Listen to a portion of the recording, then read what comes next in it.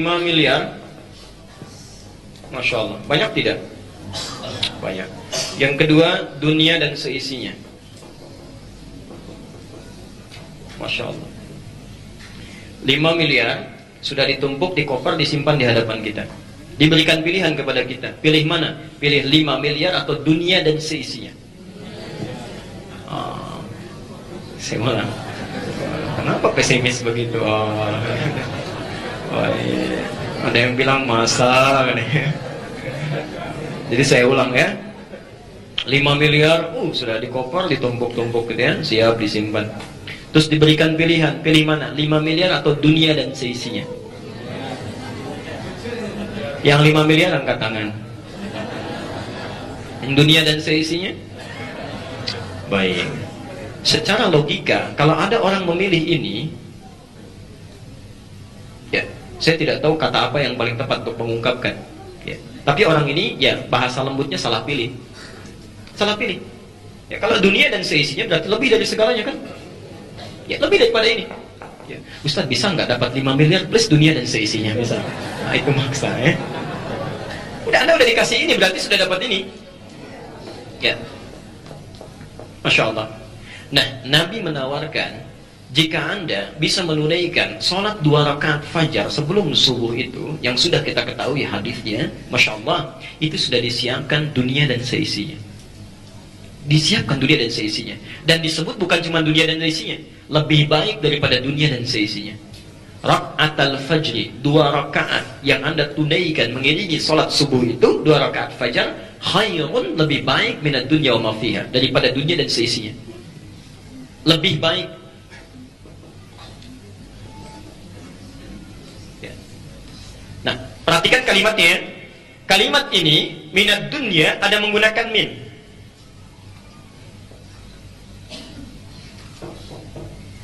Ada kata minnya.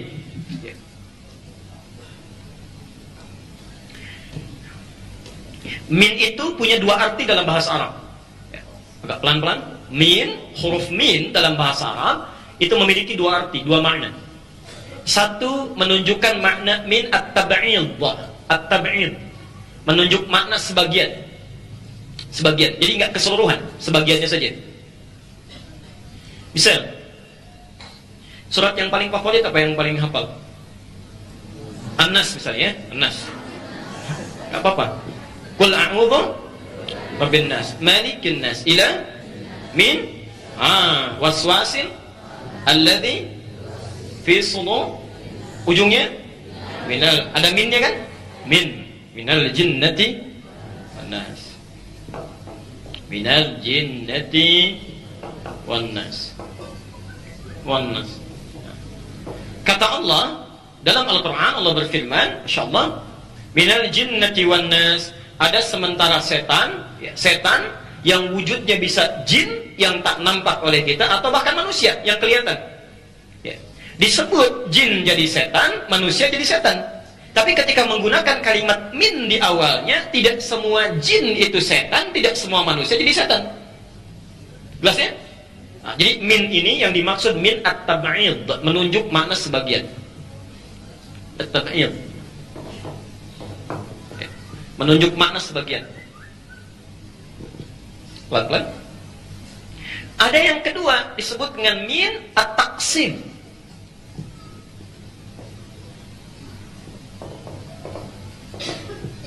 Bimakna al-muqaranah. Perbandingan. Perbandingan pada yang lebih baik. Pada yang lebih baik. Pelan-pelan. Misal, hadha an-naqal afdal min hadha. Pakai min. Hadha an-naqal, handphone yang ini, afdal, lebih bagus, min hadha, dari yang ini. Ya. Jadi ketika Anda menggunakan kalimat min pada 2 ini, ya 2 handphone ini, Anda sedang memperbandingkan sesuatu yang lebih baik. Masya Allah. Kalau tadi kita bandingkan, Anda misalnya, jangankan 5 miliar, Anda inginkan dunia dan seisinya, ada yang lebih bagus dibandingkan dunia dan seisinya. Jadi kalaupun Anda dapatkan dunia dan seisinya seluruhnya, itu masih tidak sebanding dengan amalan ini. 2 rakaat fajar. 2 rakaat fajar. Ya, jadi pertama hadis ini ingin menunjukkan pahala yang sangat besar, bahwa sholat ini sekalipun cuma sholat sunnah, tapi nilai pahalanya itu lebih banyak, lebih bagus dibandingkan Anda memiliki semua dunia dan seisinya. Wah, Anda yang punya misalnya zakat permai saja segini punya Anda misalnya, bisa pakai nggak? Silahkan tuh, mobil sedunia punya Anda, mobilnya aja tuh, bisa pakai nggak? Capek itu hidupnya, capek ya. Jadi buat apa nyanyi-nyanyi dunia? Kumpulkan, sudah dikumpulkan meninggal, nggak dibawa lagi.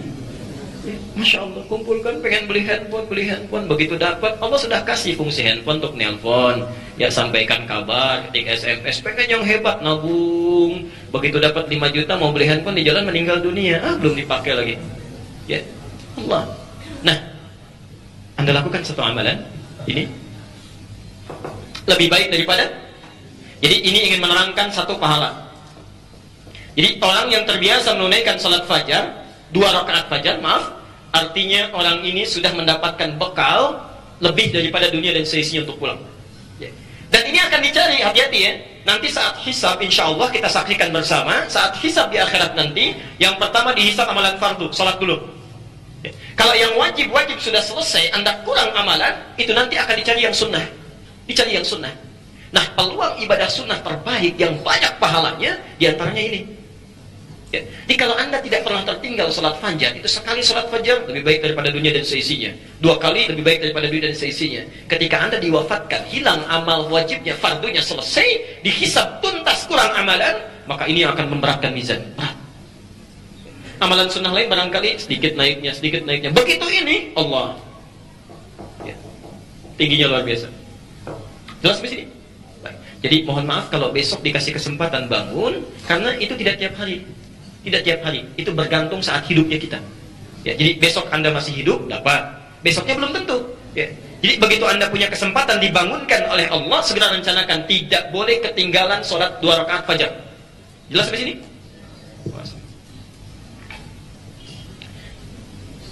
Yang masih bangunnya kesiangan besok, mudah-mudahan diberikan pintu hidayah oleh Allah.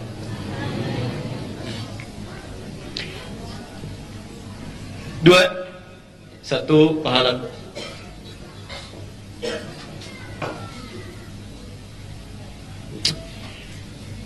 Ini ada handphone 1, kepegang tidak? Kepegang. Handphone 2 kepegang? Ya. Handphone 200 kepegang nggak? Tidak. Baik. Perhatikan. Ini ada satu makna yang sangat penting di hadis ini. Yang dimaksud dunia dan seisinya bukan sebatas pahala yang sangat banyak, tapi Allah akan memberikan karunia yang besar kepada kita untuk menundukkan dunia dalam pandangan kita. Itu maksudnya. Jadi kalau orang terbiasa menunaikan salat fajar, maka sikap hidupnya akan mencari dunia untuk sekedar kebutuhannya saja. Dunia ditundukkan. Di orang ini tidak disibukkan hidupnya untuk mencari dunia. Nafsunya ditekan, sifat takwanya muncul.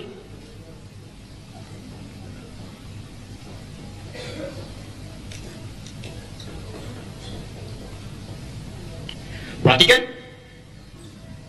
Di orang kalau sudah sholat subuh pergi ke kantor mencari apa? Dunia. Ketika belajar mencari apa? Dunia. Ketika bekerja mencari dunia. Umumnya begitu kan? Nah, ini ada orang yang dunia sudah didekatkan oleh Allah, ditundukkan. Semua yang ada di dunia ditundukkan pada dirinya.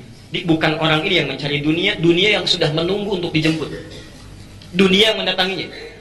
Karena itu sifat orang yang selalu menunaikan sholat fajar, dunia dijadikan kecil pada dirinya dan mudah untuk diraihnya. Nafsunya ditekan. Nafsu itu kan sifatnya ingin.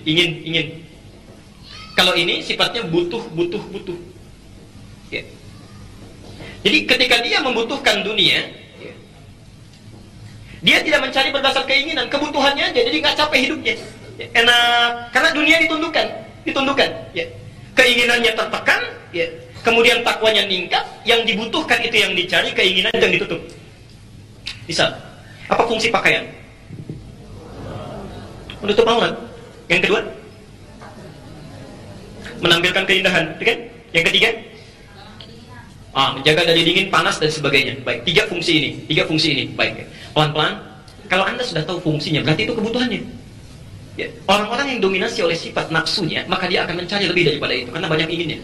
Model ini selesai, pindah model yang lainnya. Model ini selesai, pindah yang lainnya lagi. Bosan di tempat ini, pindah yang lainnya lagi. Dunia menjadi besar bagi dirinya, karena banyak yang dicarinya. Yang ini tidak. Karena terbiasa menunaikan sholat fajar, ditanamkan dalam jiwanya, dunia jadikan kecil. Karena kecil, yang dicarinya gampang, tidak luas jarinya. Dia hanya mencari apa yang paling dia butuhkan. Saya mau sholat, pakaian saya sudah nggak bagus. Dia cari yang bisa menutup sholatnya supaya tampil dengan lebih baik. Jelas sampai sini? Baik. Teruskan pelan-pelan.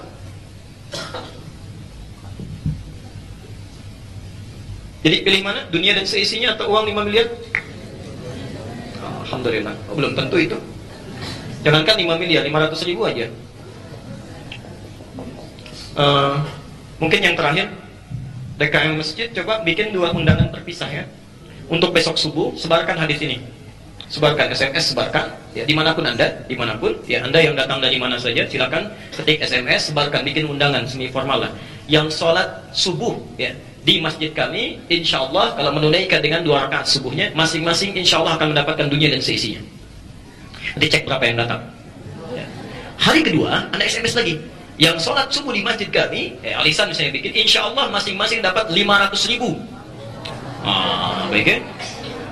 Adzan subuh 4.18, kira-kira datang jam berapa tuh? Yang pertama. Baik ya, Anda bisa nilai sendiri itu. Baik. Yuk, saya agak cepat. Ditunaikan di rumah sunnahnya. Saya ulangi karena kita belajar sunnah ya. Karena kita belajar sunnah. Maka 2 rakaat fajar ini sedapat mungkin tunaikan di rumah. Bukan di masjid. Tunaikan di rumah. Tapi Anda mesti beri catatan bila rumahnya dekat dengan masjid. Ya, saya ulang ya. Bila rumahnya dekat dengan masjid. Karena seringkali ada orang yang baca hadisnya tidak sampai tuntas. Nggak sampai tuntas. Bisa. Hadis pertama di Al-Bukhari nomor hadis 731. Kita lihat. Ini sering sekali maaf disampaikan. Afdhalu sholatil mar'i fi baitihi ilal maktubah. Ya. Sebaik-baiknya sholat seseorang tunaikan di rumahnya kecuali sholat fardu. Ya. Pernah dengar hadis ini? Baik. Tapi Anda jangan sampai lupa. Nabi sendiri memberi keterangan. Wa baiti huna, dan rumahku ada di sini. Baik. Rumah Nabi ada di mana? Di masjid. Di masjid. Masya Allah. Ya. Jadi Rasulullah itu kenapa banyak menunaikan sholat sunnahnya di rumahnya, dari mulai tahajudnya, qiyamnya, sholat-sholat rawatibnya, mutlaknya bisa dikerjakan di rumah, beliau kerjakan di rumah karena memang rumahnya dekat dengan masjid. Artinya bila rumah Anda dekat dengan masjid, maka yang terbaik 2 rakaat fajarnya jangan tunaikan di masjid, tunaikan di rumah. Jelas di sini? Tapi bila rumah Anda sekiranya jauh dari masjid, jangan maksa di rumah, tunaikan di masjid. Ya, kalau ingin subuhan di masjid, ya. Misal Anda dari Lebak Bulus misalnya, mau datang ke sini. Ya Allah. Ada kancing yang di aliasan subuh, saya mau kejar ke sana. Sunnah nabinya sholat 2 rakaat fajar di rumah. Sholat dulu di rumah. Nyampe sini jam berapa datangnya? Kita ketinggalan segalanya gitu ya. Nah, jelas sampai sini? Nah, ini jangan jadi perdebatan lagi ya. Baik.